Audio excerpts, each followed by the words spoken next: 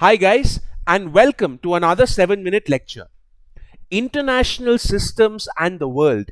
That's what we're looking at today. This is also often known as polarity.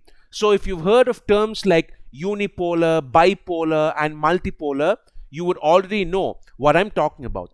These terms typically refer to the way in which power exists and is structured in the world we live in. They're important conceptual terms to understand why countries function in certain ways based on their external environment. So, a unipolar world would be where there was one country that was the most powerful in the world and just completely overshadowed the rest.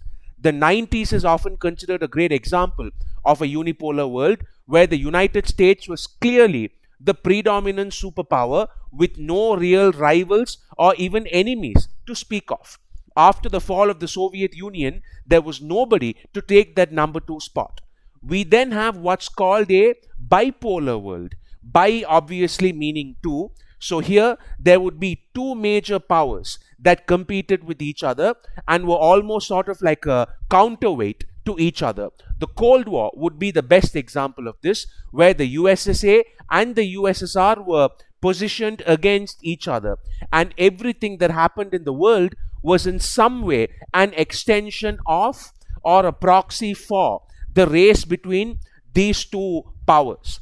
And finally, we come to a multipolar world. Here again, multi means many. I think that's quite simple. So a multipolar world is something where there are many countries exerting power and influence over world affairs, where neither an individual country nor a rivalry between two countries determines much of the world's fate. The 19th century setup of, let's say, Western European nations all competing with each other around the world would be an example of multipolarism, where there were many numerical powers dictating world affairs. So, question one, why is any of this important? Why should we know any of this? Well, it's because, as I mentioned earlier, this is what makes the world function in a certain way. All the major wars and conflicts we saw during the Cold War, for instance, the USA invading Vietnam, the Russians invading Afghanistan, the Indo-Pakistan War of 1971, the Cuban Revolution, everything around the world was because the international system at that time was a bipolar one. If you look at the First World War and you want to realize how exactly the world came to the point where the First World War was fought, then once again we need to realize that at that time the world was fundamentally a multipolar one, leading to a lot of competition and instability, where many of these multiple European powers raced with each other to see who could gain control over Africa and Asia and all these big land masses. So if you want to understand why countries fight, understanding polarity becomes crucial. Question two, and the more pertinent question as far as I'm concerned, is which is the best system for the world we live to sort of be structured under? And here again, there is no fixed answer, obviously. It comes down to what you feel are the right solutions. So where do you stand on this? Do you believe that it's best if we live in a unipolar world where one big dog calls all the shots? Because surely this would create a lot of stability for the world, because one entity can set the rules and the others would have to follow these rules. You wouldn't have all these petty squabbles that we constantly see sabotaging international efforts. Take something like climate change. It would actually be much easier to fight climate change in a unipolar world, because we would just have a set of laws and we tell everybody that they would have to follow it whether they like it or not, kind of like how a parent would tell a child, look, I don't care how you feel, you have to go to school. We could solve transnational crimes like piracy, terrorism, trafficking, all of that, because there would be a centralized authority where someone actually had power to dictate what's going on.